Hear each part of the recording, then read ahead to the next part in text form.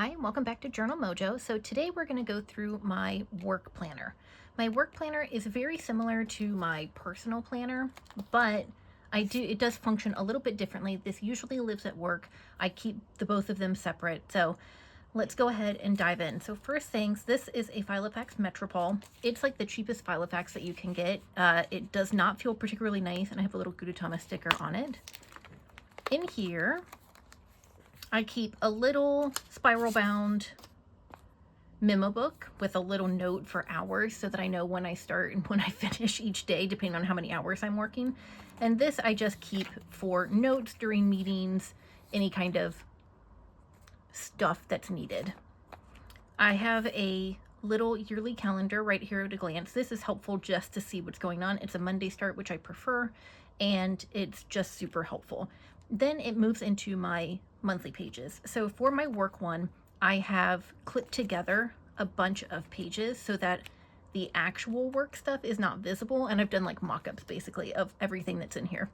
One of the good things about using the same size planner for work and for personal is that this gets all of my rejects for when I make stuff for my personal planner that just doesn't work out for some reason.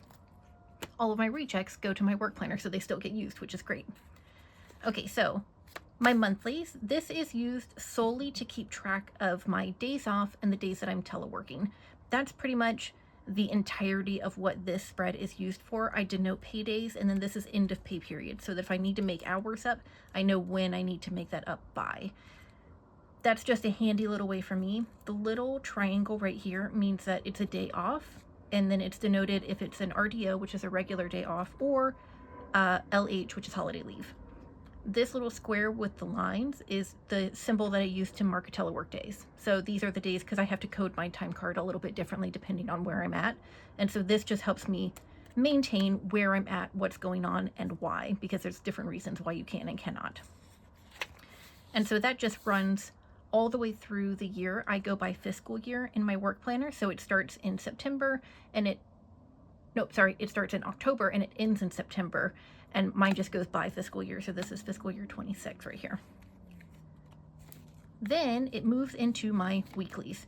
My weeklies are a mirror of the same weekly pages that I do in my personal planner, which are these.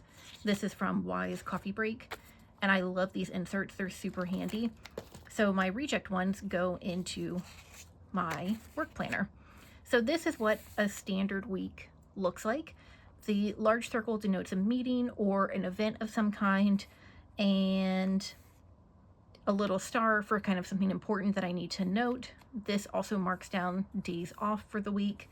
And then down here in this little blank one, I have 4 different daily tasks that I do every day. And so this is just an easy way to track the days that I've done my little daily task and if I've taken a walk, because I try to get some outside time. I start really early in the morning when it's still dark out, so I try to get some sunshine in my eyeballs early in the morning so that I can, kind of sort of wake up. Over here is just a running to-do list and any notes, anything that I've been, jotting down or need throughout the week. So this is kind of what it ends up looking like on a week that's been used. I'll have little notes running up the side. I'll have my little day tracker. I'll have all of my meeting times, different events, things that have been migrated to a next week, things that didn't get done at all. Maybe they got canceled, who's to say, things that got checked off, notes, all of that jazz lives within these pages. So this is super helpful. Every Monday morning, I sit down at work and I take everything from the previous week, migrate everything into this week that needs to be migrated. And this just acts as like my dashboard. It stays open all day at work on my desk. And it's just an easy way at a glance to see everything that is going on. After my weekly pages, which I'm getting low, I need to kind of get some more in here. I only go to like mid-February.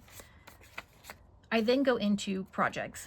So each of these are normally labeled with my 4 main projects that I am in charge of, I guess is the best way to put it.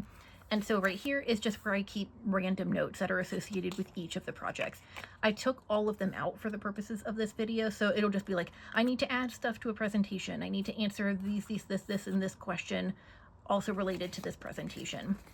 I had a meeting, and then I had notes, and I had a reminder, and I had to do something, and you know, that I'll just keep here so that I have running notes of the status of all of my programs and for what's going on in all of them.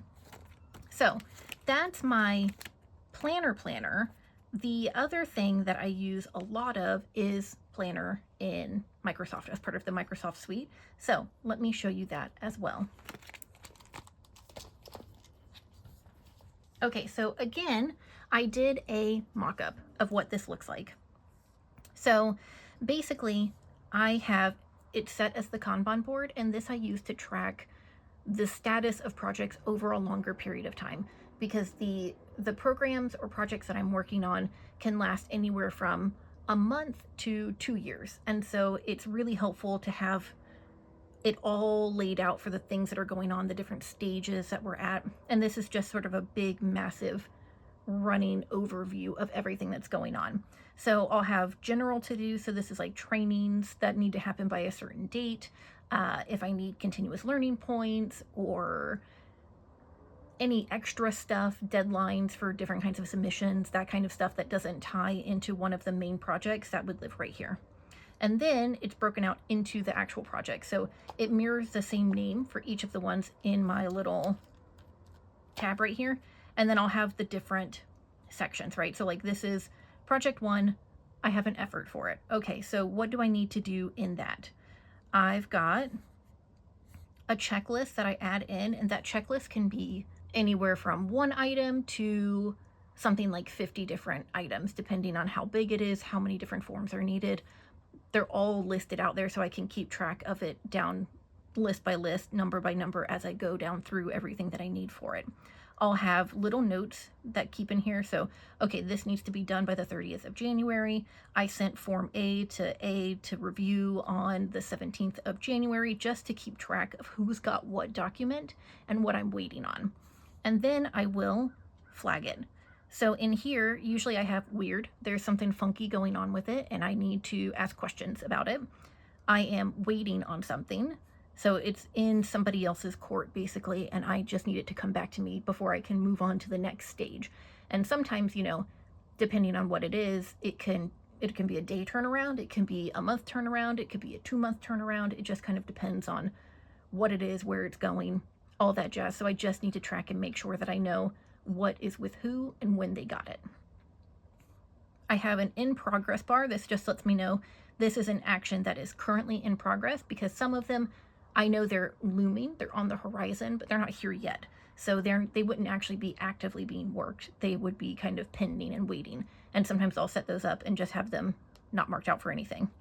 I'll have an out for signature, and then depending on the effort, I can have a couple of other tags, but those are sort of my main 4 tags: weird, waiting, in progress, and out for signature, because those are kind of like the big stages that I need to be able to keep track of.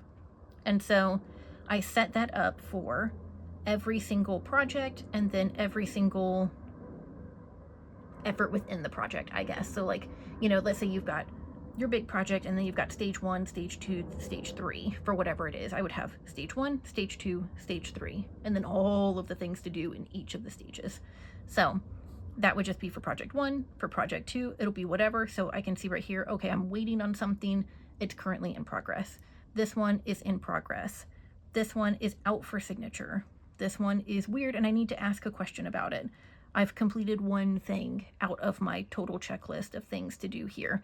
And so that is just a really helpful way to oversee everything, because in my paper planner, it was getting to a point where I couldn't keep enough detail in here to keep track of the status of every single project that was ongoing.